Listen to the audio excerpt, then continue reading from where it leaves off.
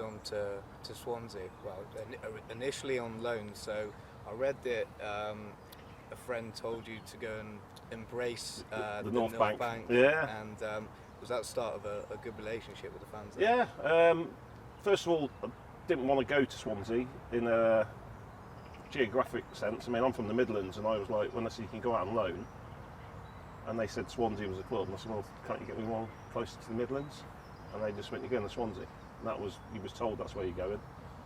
So I went, and then the car dealership in Bristol, I was mates with the lads, and he was a Swansea fan.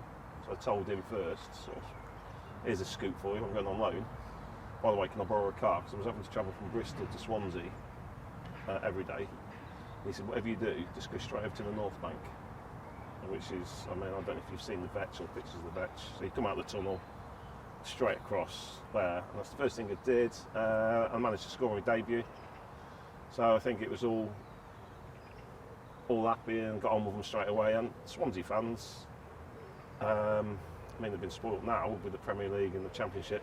All they want to see is somebody winning their battles, giving it 100%, and embracing Swansea as a place as well. It's a unique place.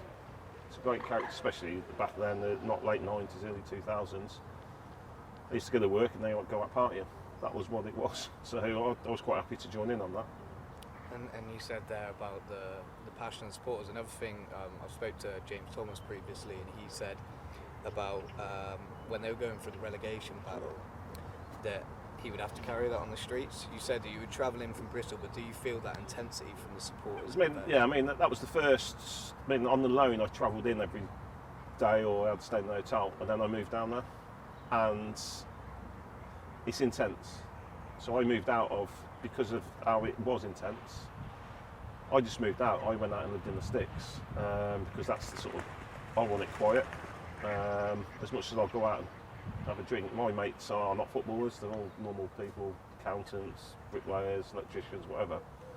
So I was like, I'm not sure about this, because it is what James said there. You're carrying a tradition of good football, gone through the doldrums of things, and then your expectations are, they was always thinking there was a top League One team, and we were in the League Two, well, Division 4 I'd call it, but you don't get that. I've never had that in any other club I played for. And you've got to remember this, it's very similar to like a Leeds United scenario where it's one club in there, and the nearest club is the most hated club that they hate, Cardiff, and then you're into England, so there's that. It's just passionate, and they were very anti-English. The songs were brilliant. Absolutely brilliant. The passion of it, yeah. And like you say, and at that time we probably, when I first went there, playing in front of 3,500, 4,000. And the league season we went, but we won the league. I think we averaged 8,000 to 10,000. And it was brilliant atmosphere. And then obviously we had a great FA Cup run one year. It's the 4th or 5th round, knocked West Ham out, and that was just electric. It was just, and you feel it. So you can see these derbies you see on the TV now. For that division and that like era, it was bonkers. And then obviously what James would have had this is that they don't want to go out the Football League, because that would have probably folded the football club. O'Leary, Lee Jenkins, Mike Coward, Jonathan Coates, they were sort of all there just around the time that you were at the club. So one thing is that they've sort of kept personalities that sort of understand the DNA of the club around, and is that something that is important at a club like Swansea? Yeah, and they're really good at it. I'd probably go to 2 or 3 games a year. Now, I haven't stepped foot in Cheltenham's ground since the day I left 10, 12 years ago. Because Swansea have got to the Premier League. The kit staff, the people behind the scenes, it's still the people from when I was there 20 years ago. And they've got careers because they did it for free or a few quid when I was there. It was like everybody clubbed in, community shop. The ladies come in, make you breakfast in the morning. They were retired dinner ladies, come in, but they was always looked after. And when they got the Premier League, they realised that they've obviously gone to places like Man United, John Wilshere that I spoke to you about. He was the media, so he's going there and going, we need to be getting these players in. And credit to him, you can pick up the phone tomorrow and say I need 4 tickets and a dinner because I'm travelling down, and it's there for you. And my kids, they go down, they get the shirts, and when they're in the Premier League, my kids are loving it. And they're my daughters, so they ain't lads, so you can imagine if I had boys, how mad that would have probably been for them as well. I mean, my daughter's going down looking at players. I mean, fancying players, they're old enough. So. And one thing that sort of, through Gary Monk's era, speaking to a couple of former players, it was where they sort of lost this identity, but again, they brought back O'Leary, they brought back Leon Britton, and the 3 British managers have sort of reignited that possession style that they're so associated with. It was an hard one with Gary. Like, he's obviously played for the club, and there's a lot of money floating around, and then that becomes egos, and like everything, and you probably read everywhere else, there's probably players being paid money that didn't deserve to be being paid what they were getting paid.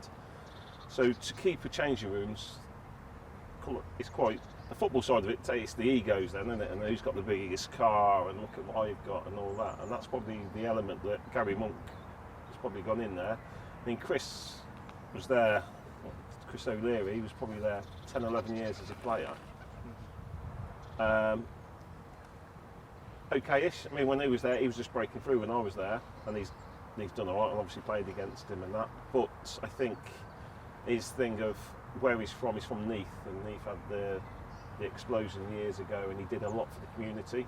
So of people that passed away in that accident, and so Swansea realised actually you've got a lad here that's gone at the bottom and they're 400 or 500 quid and gone away, done the correct things with his coaching badges, and I say good luck to him if that's the thing he wants to do. So do you think then that perhaps when they first came to the Premier League, they were kind of the neutrals' favourite in many ways, and then maybe over time they'd become sort of another Premier League club with the sort of money that was floating around? Yeah, I mean, when they went in, I mean, their football, I think the DNA for that would have started under Martinez, because Kenny Jackett I've played against Kenny Jackett's teams for years, and they ain't football teams, they're big, physical, strong teams. So Martinez has looked at this and gone, the only way we can progress as a football club, because the stadium was played by then, I'd imagine, and you've got to have a brand of football, because Swansea have got, now they've got investors and things like that, but at that time, he needed players, but also be able to mix it up. So it was a critical part. He took that. I think, what did he then? Brendan Rodgers, very similar, sort of picked it up another tempo, and then Laudrup's obviously come in. So people were like, oh, this is good football. And then you can get, like, again, money's being chucked at you, and they won the Carling Cup. And again, it's money and people coming in, and footballs will always be the same. There's going to be hanger-ons. Literally, you're going to, I can do this for your football club and do that, and they're doing it for themselves. They ain't doing it for the football club. So I'd imagine they've had a lot of that and had their fingers burnt a lot, but they've always been the community side of it as well. So, and they've tried to keep that going as much as they can. And just to sort of move forward to now, Russell Martin's in charge. How much have you sort of watched the team this season? Not really. I've been down to watch them against Nottingham Forest, but because of the COVID, it's been a bit of a nightmare. So we went and watched against Forest, and they got hammered. And they didn't look. It was very much he's trying to get his identity and structure, and this is how we play, and we're going to keep doing this. And as the season's gone on, so I think next year they've got to be looking for the playoffs, because they've done it, got there, and I think now they've got the confidence, and he'll add to that. I think the football club's pushed, and as long as they're pushing and doing the right thing, a lot of the supporters just want them to compete. They ain't bothered about the Premier League. They've had their little taste of the Premier League. If they're challenging and excited, what they don't want, Swansea fans, the hardcore, is to get in the Premier League and be fighting every week. they'd be rather like win 4-3 today and get to the playoff final and things like that. And then obviously you've got the financial side of it, where the owners are like, we want to be in the Premier League. But I think if they get into the Premier League, I think you're going to have this like Fulham situation. You're going to have a year in. I don't think, from what I've seen with the teams and that, I just don't think the Premier League's moved on again.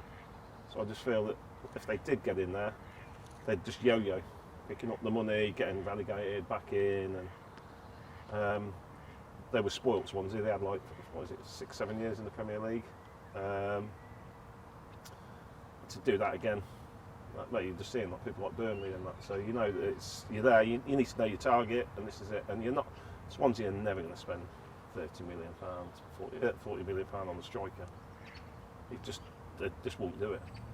No. It's unless you've got one of these backers that come in, but they're all going to go. Them sort of backers are going to go to London.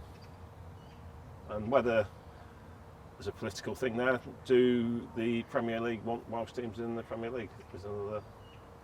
Because they've chucked a lot of money at Bristol clubs to get a Bristol club into the Premier League. So yeah, it'd be interesting. They've got an interesting couple of years, Swansea now. What they want to be. Do they want to be this Championship or going for the Premiership?